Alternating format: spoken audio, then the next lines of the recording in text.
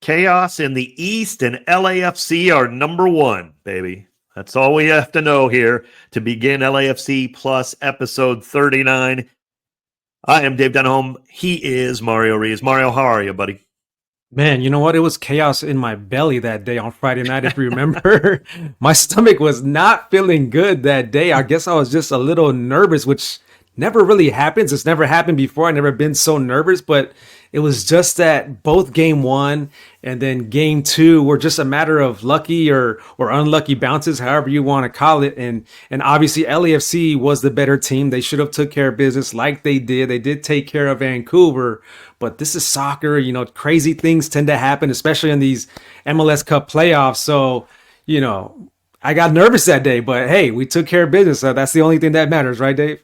Absolutely. And, you know, especially with that round one, the best of three, certainly the better team is usually going to win, but it's also there's no extra time in those matches. So first two, it didn't matter. There were clear-cut winners, but you're up 1-0.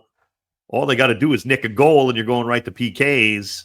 You know, if they get it in the last moments or whatever. Remember, they scored a goal in the last moments of the first game, although we were up 2-0 at the time. So I was just absolutely on my tiptoes, freaking out.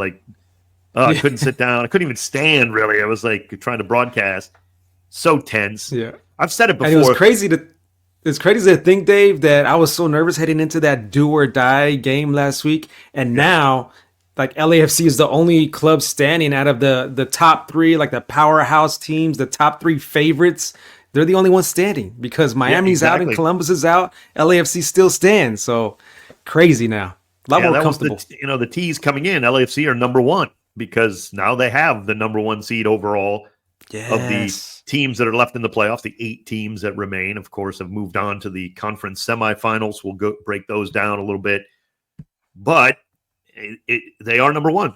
The only 2 teams that could have hosted it above LAFC, Columbus Crew and Inter Miami, gone. So we'll talk more about that as well. Obviously, those are huge upsets.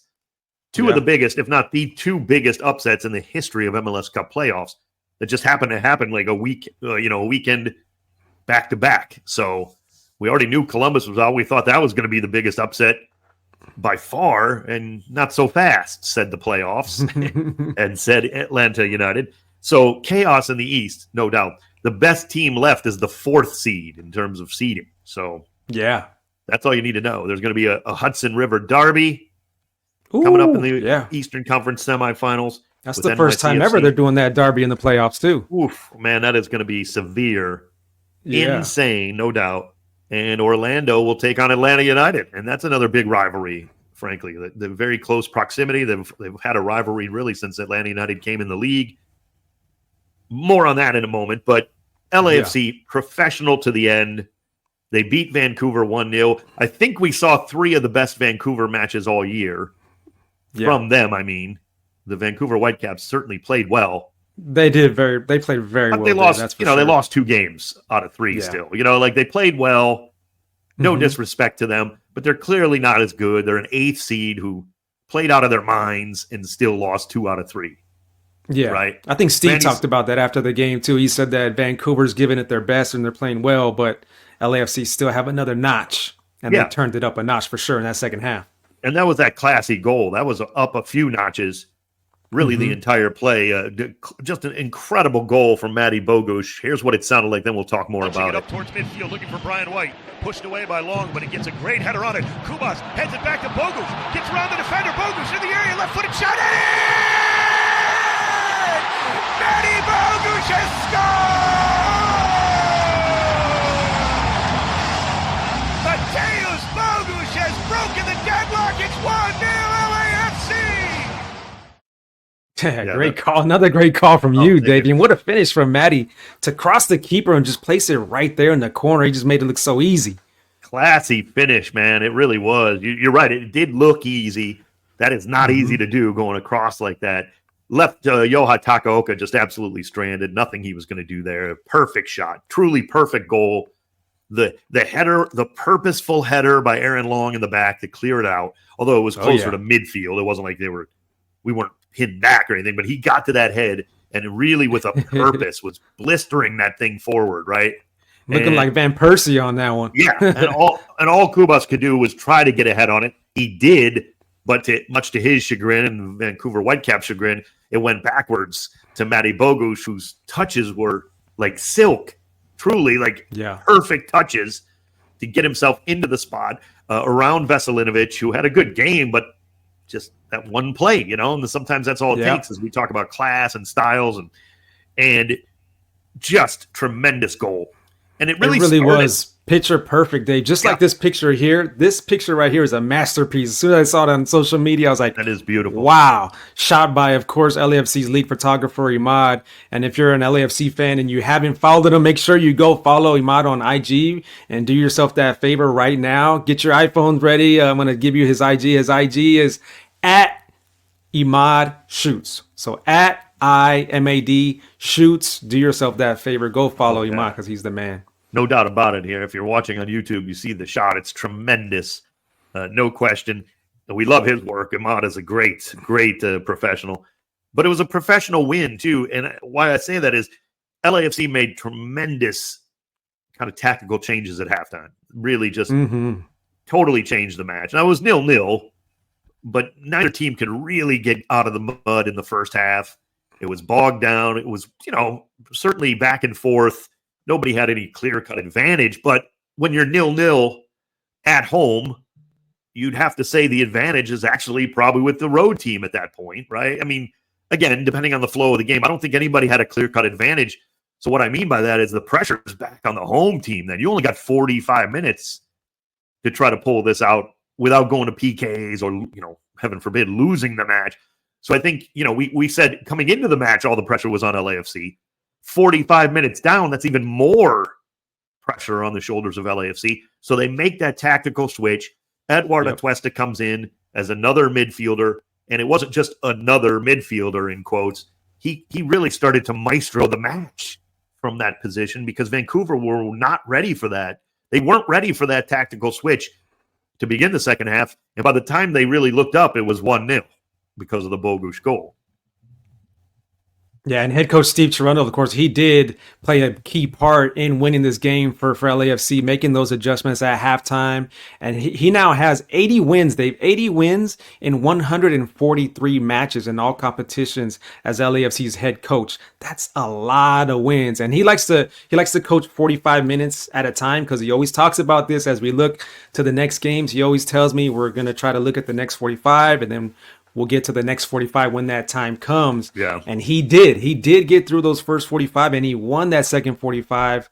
And now it's time to get ready for the Seattle Sounders. And here's some of that he talked about the Sounders because they are also a familiar team to LAFC as well. Familiarity, and there is sometimes you tend to, when you play and see a team a lot, you tend to fall into certain rhythms and habits against that team. There is the danger there, but I think you really, really need to approach each game individually. Even if you've won 40 in a row, the 41st needs to be approached in the same manner as the first 40. And even if you've won them all or you've lost them all, I don't think the approach changes. The more you think about it, the more you get into that psychological spiral. Oh, we've won. We're going to win again. Or, oh, they're bound to win at least one. So maybe this is the time. And when you start to think like that, that's wrong. There are reasons why you win a lot of games in certain teams. But those reasons are only visible from the outside if you do your work and you approach the game in the right manner and you work on details. And you analyze why you've actually won that game and you work on those and you make sure you implement those in the next game. But you cannot just approach a game and say, oh, it's a good matchup, we're going to beat them because we always have. That is when things start to go sour. And we don't do that at LAFC. We treat every game individually. No, I don't disagree, and I'll say why.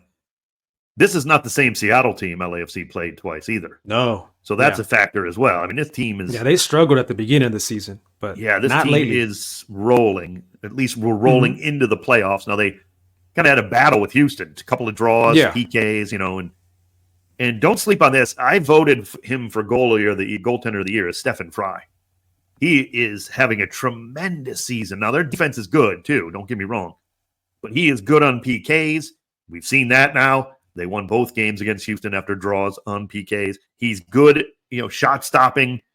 LAFC have had his number and has had Seattle's number, no doubt, but this is not quite the same team. Now, I know they played in the U.S. Open Cup kind of later in the year, certainly late September, right? September 25th, I think it was. But even since then, yeah, they stubbed their toe right after that match against Portland in a big game at Portland. Crushed Columbus on the road. Beat, win, draw, win, draw right to the end. I mean, not a lot of L's in the second half of the season for Seattle. It's also a team, Mario, that ended up above 500 on the road, which, as you say, after that rough start, it was very impressive. They finished strong, to say the least. There's not too many teams that do the things that LAFC has done to Seattle. Not too many teams can say they can do that. Seattle's been a great franchise since day one, and they still are, as you see them now in the playoffs, rolling in good form. Yeah. But I want to go back to Vancouver, because I know Olivier Giroud is somebody that also, he came in that second half, and he also really made a difference, and he changed the game as well. He didn't really get a goal or nothing, but he did make his mark on a lot of the plays and was involved in a lot of key plays and had some great passes to Denis that also could have resulted in goals. I know Denis was a little frustrated about that, but Olivier is still doing his thing this year, with the black and gold, even though he hasn't scored too many goals. No, you're absolutely right. I will say this, too, in this match. Again, people are going to just immediately blow it off because, obviously, LAFC play-by-play. But really think about this. Even if you're not an LAFC fan, especially if you're part of the Plus here at LAFC Plus and you listen to this show, go back and find the Sebastian Berhalter foul on Denis Bouanga in the box. It wasn't called a foul in the run of play, but to not look at that on VAR and say, hey, come take a peek at this, that was as clear a penalty as you can get. Doing? Yeah. What are we Didn't even look at it. What are we doing? Didn't even look or give him a second. How does VAR, no matter what the call was, actually, I take that back. If the referee had blown the whistle for a penalty, I can understand that they wouldn't even call him over to look. Okay? Right? It's that clear. They're going to check it out, of course. The VAR people are there. They're watching everything. So even if he called a PK, no one would have said a word about, he needs to go to the monitor and check. Not the Vancouver fans once they saw the replay. Nobody. They would have just been like, penalty. Tough break for Berhalter. Stuck his leg in late and fouled him. Fouled Denis Bouanga when Denis burned him badly in the box. And yet he calls no penalty, probably out of position. Who knows? Maybe he just missed it. But to not then call him over for that look, as Mario said, that's almost criminal, for crying out loud. What are we doing? And Denis not a guy that likes to complain either. When he gets fouled all the time. I mean, it's almost like when Shaq was playing, in the NBA, he would get fouled all the time. Denis gets fouled a lot. After a while, you can't really argue. Yeah, you just got to keep going. He doesn't really complain. Yeah, I mean, he's just a man on a mission right now. And his mentality, when I talked to him last week, I was talking to him one-on-one, and he was saying that his mentality is combative in the playoffs. I just love to hear that. I mean, look, the game marches on. You can't focus too much on it. How do you, looking back now that we have time to kind of watch a replay, watch a few how do you not at least go have him check that out on the monitor? Yeah. That's the problem right there with VAR. Not that they missed it, because you're going to miss calls. Get rid of it if you can't. If that one doesn't go to the monitor, what is the point of VAR at all? At all. It just taints the whole thing, because so the next time they might call it, what if the same thing happened to Vancouver 10 minutes later and that one he would look at or something? Is he going to have to do a makeup call and not? It's just such a bad system. Look, the referee didn't call it on the pitch. I can live with that if there's no VAR. It stinks. It's a bad call. It was a bad call, still is. But then to compound it with video evidence that you don't even get right, what is the point of that? Unbelievable. Yeah. What do we have it there for if you're not going to go to it, especially on this type of call when it's clear and obvious? Absolutely sullies the whole reputation of it. And nobody's going to talk about it because, again, that's the point. You don't need VAR. People whine a little bit on social media for about 10 minutes. and then we move on to the next thing. It's not the end of the world if a referee misses a call. I know that sounds weird coming from me, but that's part of the game. That's part of the fun. I'll let you in on a little secret. It's part of the fun and the entertainment and the drama, So quote unquote, right? Pulling back It's the curtain a part little of bit it. there, Davey. Yeah. I mean, come on. And now that we're talking about Denis, I did talk to him about some funner stuff. I talked to him about fashion and stuff and how he likes to be in the fashion game and everything. And he said that, as much as I do like the fashion, he's like, if we don't win, I don't deserve new clothes. So I said, go out there and win. So they did win. So Denis, I hope you got some new clothes from the weekend. I'm sure he did, no doubt about it. A couple of things, wrapping up this particular game 3. Of course, we're moving on, and we have to eventually. But Vancouver better be better in 2025. That's what I take away from this team. Not trying to pick on them. Okay, they have to be better than barely an 8 seed. And hoping they can scrape into the playoffs in the end. Really? I mean, what are you doing? Like, maybe Vanni Sartini's getting every last drop out of this talent. I don't know. It's a pretty talented team in a lot of spots. Maybe I'm underestimating the rest of MLS. Maybe Vancouver is good, but just the 8th seed in the West. I don't know. I don't feel that way. If you can play Ryan LAFC, Gold is so good. Ryan Gold is one of the games. best players. Yeah, if you can play LAFC that tough, Mario, and I know that struggled with LAFC in the past, so make no mistake. But when you add a Stuart Armstrong to this team with Ryan Gold and Brian White and Fafa Pico Takaoka, he's a great keeper as well. Takaoka, he's a very good keeper. I'm sorry. I'm not saying you should win the West. They're not that good, right? They're not as good as LAFC or the Galaxy. They got as far as they could, and they deserve to go home.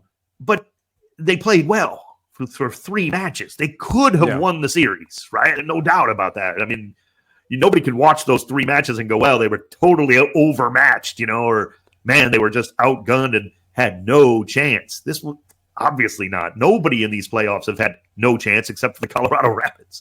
Okay? So, I mean, you can look at it and go, why are you the 8th seed again? Exactly, after 34 matches? They don't win much at home in terms of, dominance. That's a problem when you have a home turf, literally, and you're making a team go into a new country, and all the that should be a better advantage. I'm sorry. But you know what? The Black and Gold have knocked them out 2 straight seasons in a row out of the playoffs, and it feels like we played them like 50 times in 2 seasons. I'm exaggerating a little bit, but it just feels like we're sick of facing them.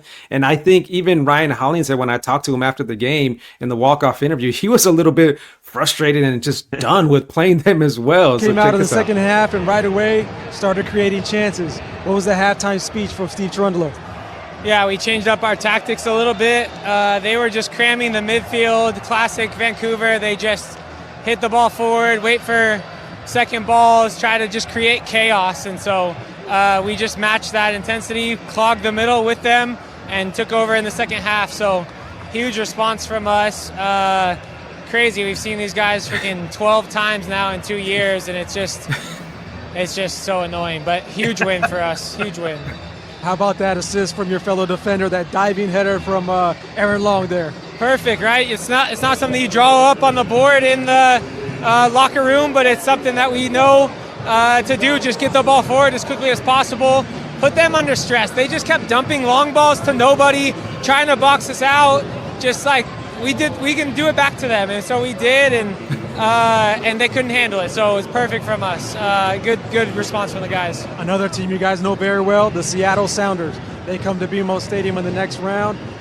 Your job is not done, right? Yeah, we've got 3 more. Seattle's next. At home, I mean, we got to do the same thing. This crowd was amazing for us again tonight. They'll be back for us when we play Seattle. We'll need them, and at home, we like our chances always to keep going. Congrats on the win, Ryan. Awesome. He was so done with Vancouver. Yeah, I don't know. Who can blame him? I'm done with. And that is why it's a great thing that you bring up, though. It's a good point by Ryan, and I'm glad you played it, because that's why I'm not picking on Vancouver. Look, they're running into LAFC. They're kind of getting unlucky that way. CONCACAF Champions Cup, playoffs 2 years. I mean, they're going to lose in all likelihood, right? We're just better.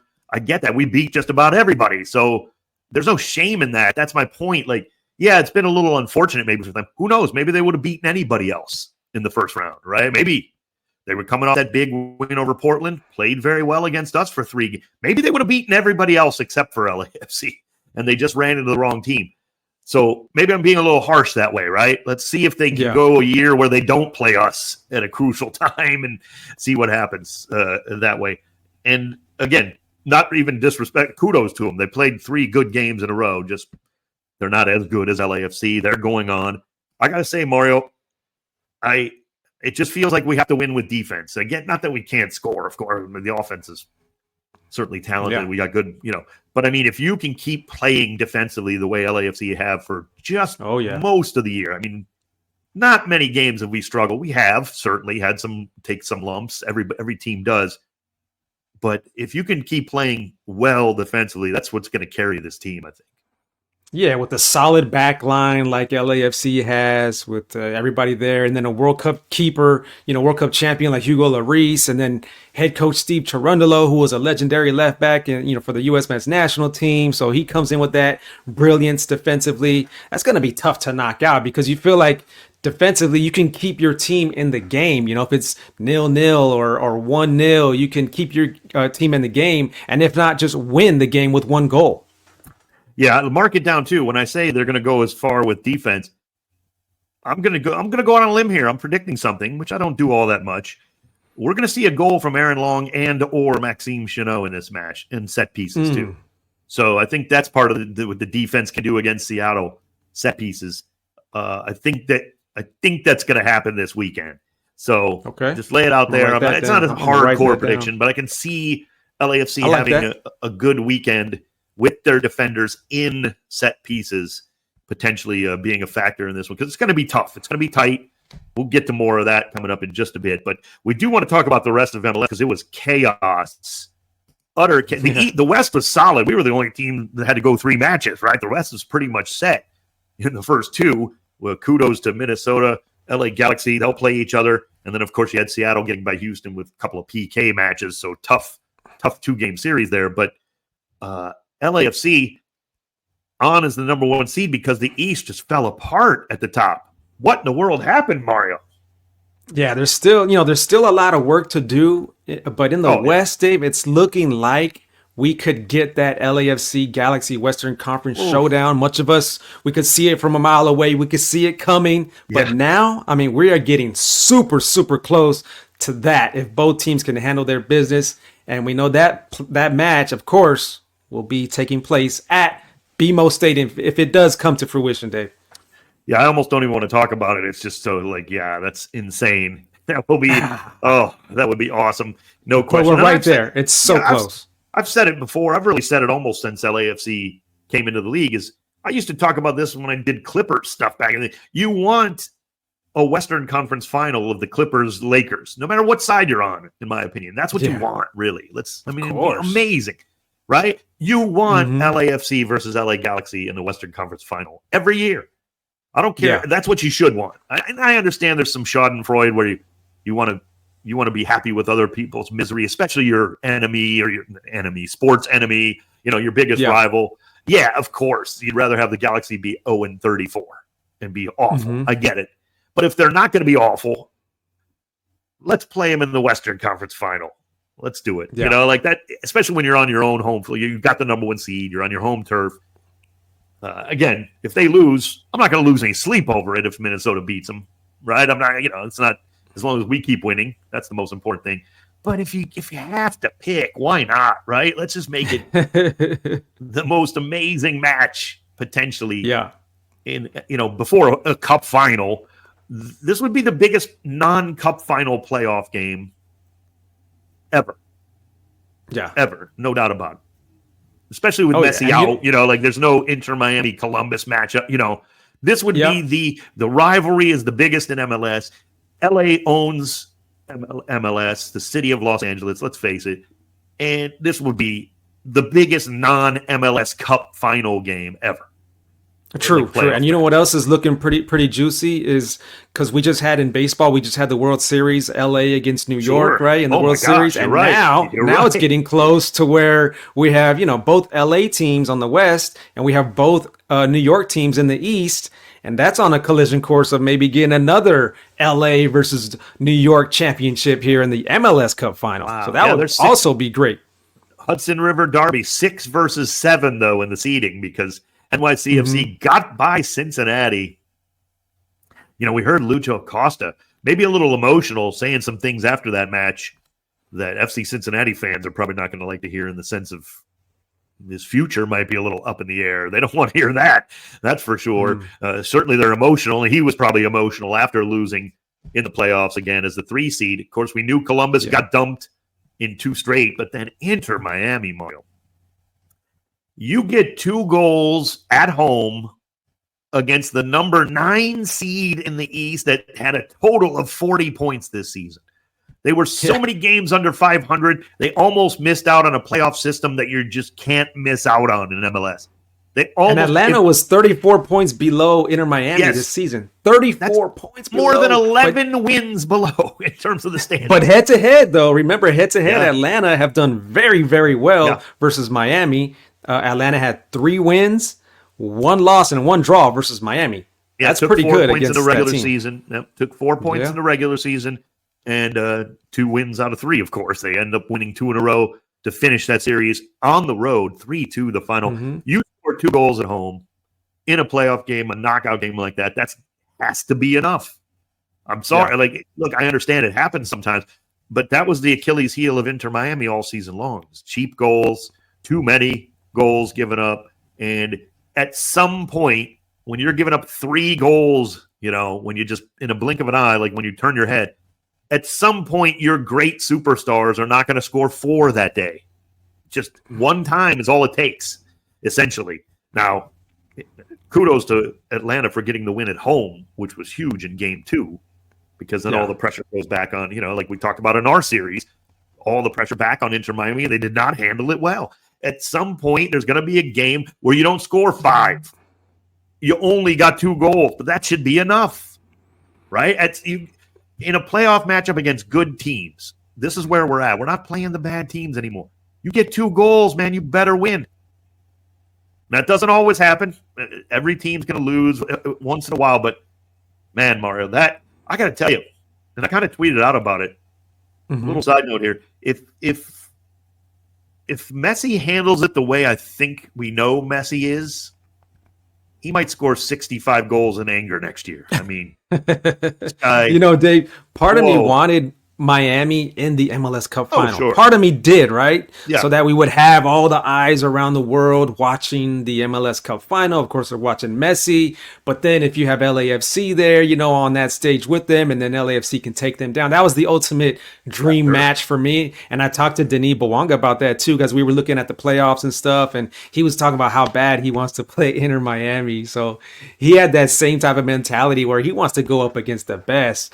But yeah, it's a shame that might be the biggest letdown in all of, I mean, MLS history, any game in MLS history, right? That biggest letdown. You got one of the greatest players of all time. Yeah, I think it's the biggest upset in the playoffs ever. They set the single season points record, win the Supporters Shield, and they got Messi on the team, and they don't lose to the number 2 or the number 3. They're losing to a team that barely snuck into the playoffs, but they just had their number all season long. Yeah, I mean, everybody talks about how you know, like, so many teams get in, and of course, and everything. Yes, that's true, but it's one of the worst playoff, or it's one of the worst total points to ever make the playoff in terms of record. They were like 4 games under 500. Atlanta, I know they had a lot of turmoil selling Almada. They get rid of their coach. You know, they have to fire their coach mid-season or whatever. Yeah, but they were so woeful and underperforming as a club. You know, the fans were starting, like you see it on social media, they're starting to be like, why do we even bother with this team anymore? They're you know, DC United, they need 1 more draw, and Atlanta wouldn't even be in the playoffs. And by the way, Inter Miami would have destroyed. I was so wrong about the 3rd game. Remember I said it was going to be like 6-0? Yeah, Inter Miami would have destroyed DC. I know it's tough for me to say, you know, no kidding, Dave. But, like, Atlanta turned out was a much tougher matchup. I thought they were going to get crushed in that final game. It just seems like they're, like, playing their hearts out. Like, their lives, like, depend on it.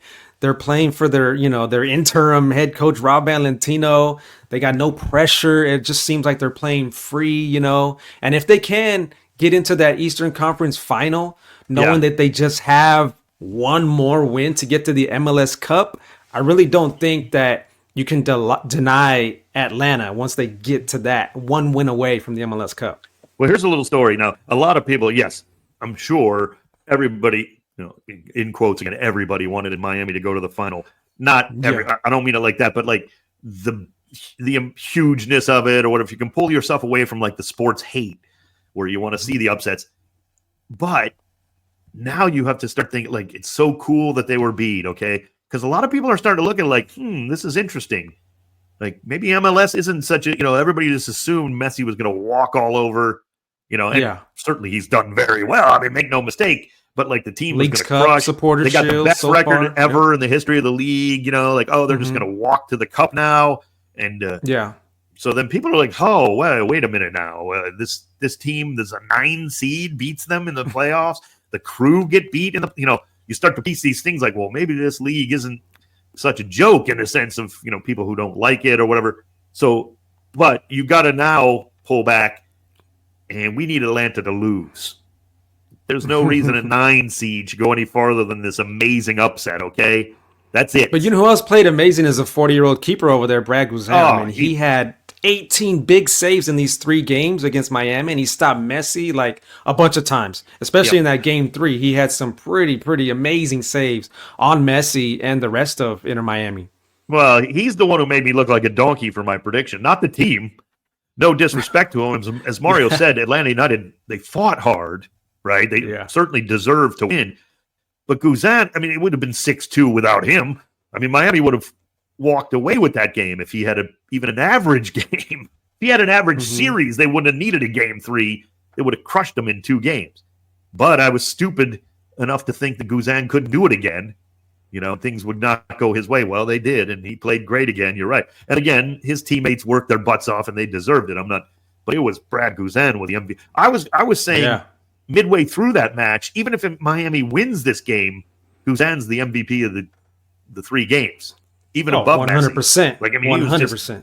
He was the MVP even if they lost the series somehow in that 3rd game. Yeah. Utterly incredible, no doubt about it. And so now they play Orlando City, and Orlando City has lost both of their matches against Atlanta this season.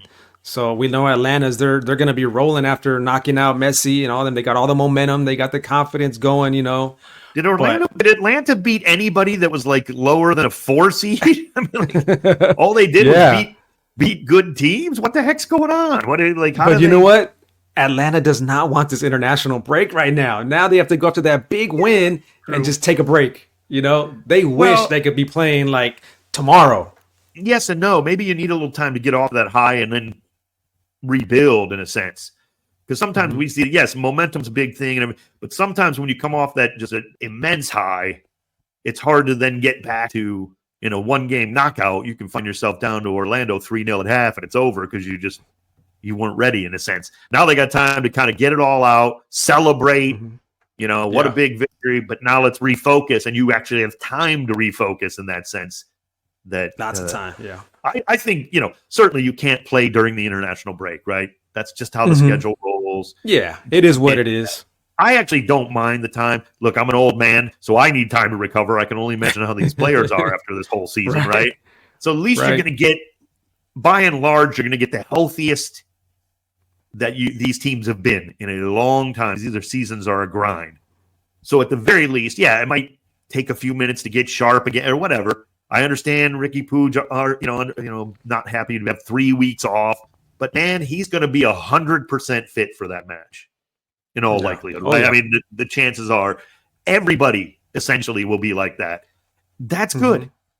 That is a positive because I could also hear fans echoing in my ears if they had to play every 6 days. Oh, they're getting worn out. This is the playoffs. They should be rested. This is unfair. It doesn't look as good. They're not playing up to well, we can't have it always here, right? So you're not going to play in the international window. Sorry you destroyed a team in 2 straight matches, Ricky. Well, now you got some rest. Be 100% and have no excuses physically. Nobody should have any kind of excuses physically that you're not ready, at least. So, and that's everybody, because even having 2 weeks off is good at this time of year, which of course LAFC had. Now, NYCFC, they haven't lost against any of these remaining teams that are in the Eastern Conference. No. So I'm pretty sure they're feeling good about their chances, and they're playing well as well. So they have a good shot to come out of the East. They're playing and all they right. won both. They've won both games against New York Red Bulls in the season too. So Yeah, I think they like their chances against New York Red Bulls. Cincinnati felt to me, Mario, and I don't say this lightly because they are a great organization and a good team. Mm-hmm. Felt like they were a week 3 seed by the end of the season. It just wasn't something, and I know that seems easy to say now that they lost, but we were talking about this kind of like the same feeling of St. Louis in their debut season and their inaugural season. Kind of like that type of Not feeling. for the same reasons, but like the same feeling. Yes, I agree. High seed, they played well, had a great season. Yeah. They had absolutely peaked, and they weren't playing their best. And it wasn't going to be easy, even if they were able to scrape through or whatever. But you weren't worried in the playoffs. Yeah, they got through. They won the first game. I mean, they got to the third match, so it wasn't like they got destroyed or anything. Wasn't horrible. But injuries, all that, and they need a striker. You got a left back coming up to play striker. I mean, I'm sorry. What are you doing? You got to figure out the striker position. You had Kevin Kelsey, right? Like, you bring this guy in. What are you doing? Figure it out. If you're a great organization like Cincinnati is, realistically, that's a big miss. And sometimes that happens. I mean, that's MLS. With the transfer window doesn't go your way, or if something doesn't click right away, we've all seen it for every team in the league at some point that happens. So it's not like, we're expecting Cincinnati to fall on their face next year. It's a great organization. They'll be back. Yeah. They spend money. There's no doubt about that. They spend great stadium, great fans. We'll see what's up with Lucho, though. Yeah, that's a good point, actually. That's a big, big point. But I think we can confidently say now, Mario, all year, a lot of people weren't seeing it like we quite were, but the West is just so tough. I mean, wow. The East was very top heavy, like we've been saying all year long. You started saying that, and we started noticing it. It's so true. And look at us now. But as the better side is the West. The top heavy went over and tumbled, and it's like, if you start knocking out those teams, oh my goodness, then Atlanta can do damage. If they can pull that off, they can win the East, no doubt. As crazy as that sounds, but you're not winning the West 4 games under 500. You're not sniffing the playoffs, and you're not beating these teams that are the better teams in the Western Conference. Certainly, and a tip of the cap to Minnesota. Yeah, they beat RSL. That's a upset, if you will, but they were playing great coming into the playoffs too. Minnesota was playing better than RSL. And RSL was not playing great. Yeah. No, exactly. So they were kind of the Cincinnati of the West in a sense, where they had a great regular season, no doubt, but then it just couldn't get those gears shifted back in and get rolling again like we saw an LAFC do, or even a Galaxy finishing strong. I know the Galaxy tripped up on the last day, of course, but just the overall arc of the later part of the season, Seattle, Galaxy, LAFC, of course, Minnesota. Yeah. Those teams continued that in that big first round, best of 3. Galaxy can't underestimate Minnesota. You got to be sharp from the opening whistle after that 3-week layoff. You got to be sharp right away. Minnesota, they're undefeated in their past 7 games. Yeah. They've only lost once since September. They've only lost one time, so they're feeling good. I mean, you talked about how well they're playing.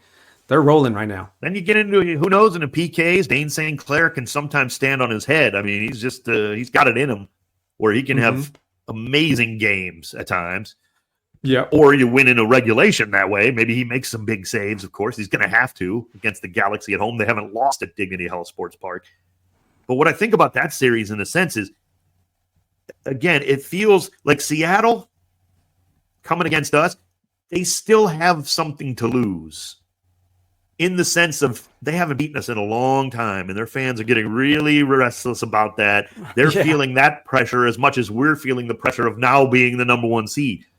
Minnesota is just playing house money. I don't believe they should feel. If I'm Minnesota, you shouldn't be feeling any pressure. You're not supposed to win at Dignity Health Sports Park. Your season's supposed to be over on Sunday coming up. Okay, that might happen.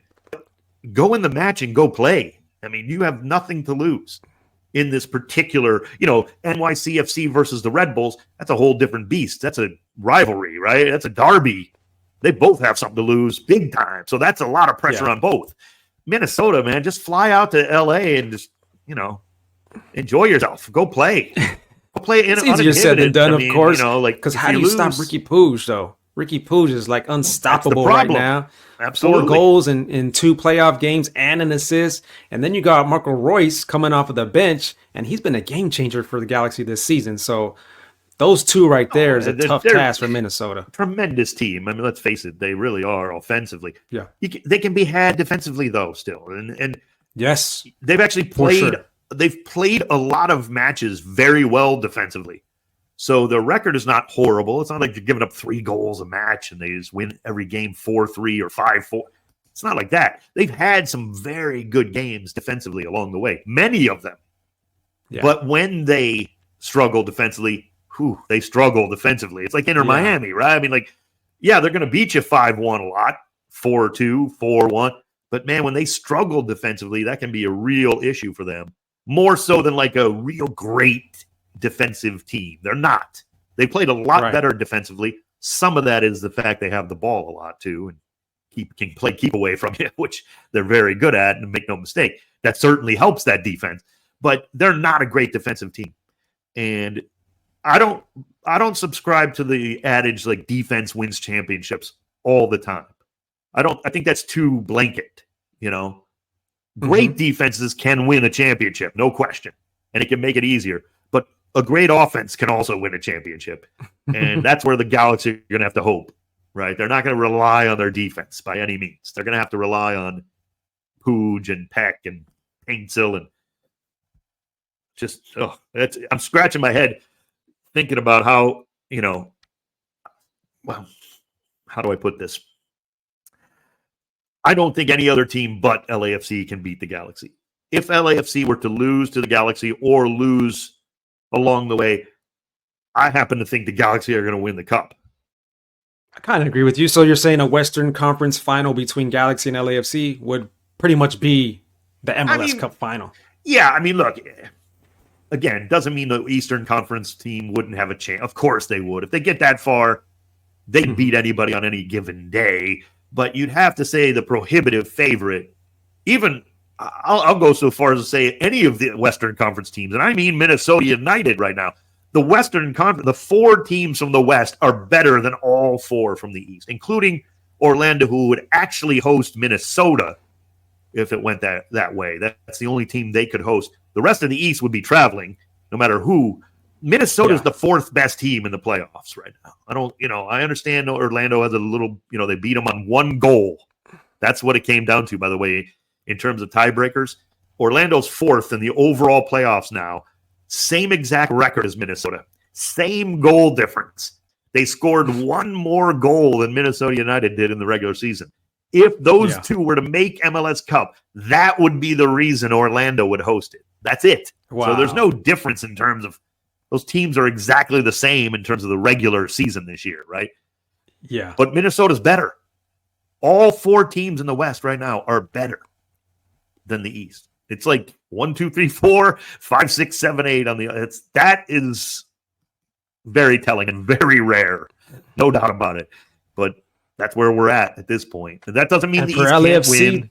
Of course, for LAFC to be here, I mean, this is LAFC's 50th match of this year coming up. I mean, what a jam-packed year it's been here in 2024, but it's still going on. It's still going, and that will be the 2nd straight year that LAFC plays 50 or more games. That's why I love the 2 weeks off at this time of year, right? I mean, at the very least, you get 2 weeks off if you make a conference semi.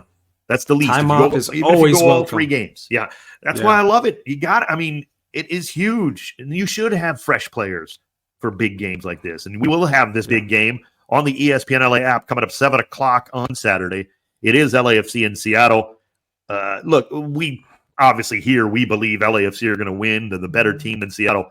Let's talk about these other games. Not necessarily predictions, Mario, but we don't have to get bold about it or like this team's going to win. But do you see it that way? The Galaxy have an advantage over Minnesota, right? I mean, totally. I would assume, I mean, again, Minnesota has nothing to lose, so maybe they'll come out and they certainly could win. Any of these teams could. Eastern Conference. What do you see that Hudson River Derby, Real? How do we see that going? not a dramatic home field advantage necessarily, even for NYCFC being the home team, quote unquote. It's not going to work out that way. This is an interesting one, no doubt. You know how I feel about that New York Red Bull team. I've been kind of keeping my eye on them the entire season from the very, very start of this LAFC Plus podcast. And they are here now, and they still got, Forsberg, Lewis Morgan, all the guys that we talked about. They're here in the playoffs, and they're playing very, very well. And I think they can have a good chance of taking this game and represent the East. I think if Matt Freese has a great game in goal, I think NYCFC have a slight advantage. He's coming off a great game, a great PK shootout. Both very talented teams. Frankly, if you look at it again, I mean, the East is so top-heavy, but these two teams seem to be, they feel like they should have been better overall the whole year. Again, Orlando's very good, though, and the top three are great. I guess there's no real big argument of where they should be, but feels like these two should be more of a threat. Well, as it turns out, here they are. So, and then in that Orlando-Atlanta, who knows, right? You flip a coin. Atlanta could ride this train to glory, or they could lose 5-0 to Orlando. It's just right. They either I feel like you got to ride that Atlanta United story.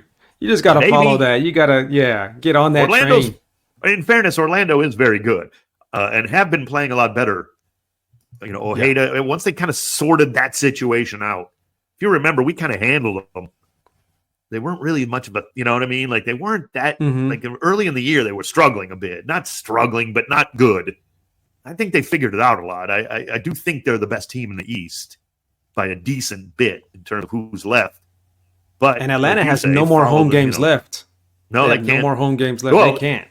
Here's the thing. Only Orlando can host a MLS Cup if it's Minnesota. Like, that's it. So the seeding is LAFC, LA Galaxy, Seattle third. They certainly have a chance to host MLS Cup potentially. But it would have to kind of be like, it's kind of weird for Seattle. It's like, got to go on the road. Maybe you have to go on the road, then you can have a home. You know what I mean? Like, it's kind of like, remember last season we were at home, then we had to we had to go to, beat Seattle in Seattle, come back home for the Western Conference Final, then go on the road, for Columbus in the final. Like, Seattle could be like on the road beating a good LAFC team, on the road having to beat LA Galaxy maybe for the first loss for the Galaxy at home, and then they would host MLS. It's weird, but that is the nature of upsets, man. When Inter Miami, but Atlanta United would have to do it on the road in every single round. Every single round. They did have the home game in the best of 3 series, but they still had the disadvantage. They didn't even have the home game in the play-in game. People forget they went up to Montreal and had to win that one. So they didn't even have. They weren't even the 8th seed that had the home game in the play-in round too. So great stuff, Mario. This is, wow, I'm loving it. Episode 39 is in the books. Tremendous. Cannot wait for these. Certainly the LAFC game coming up on Saturday, of course. 7:00 on the ESPN LA app. We'll have the call. I'll be with you with that one for the pregame at 7, kickoff, normal, kind of a little after 7:30. But I'm looking forward to all these. This is going to be a fun weekend. No doubt about it, Mario. Great stuff, buddy. Take us out of here. Yeah, LAFC, they swept the Sounders, and they've won a whole lot of games against the Sounders as of late. But this one right here, like Steve says, every game, Steve Cherundolo always talks about every game is a new game. Every 45 minutes is a new 45 minutes. So you got to put those games in the past and focus on this one. And it's going to be on. So November 23rd, BMO Stadium. Make sure if you're not there, catch us on the ESPN LA app for LAFC versus Seattle Sounders in the Western Conference semifinals. Just 3 more wins, Black and Gold fans. 3 more wins, all right? Let's go. LAFC Plus, let's go.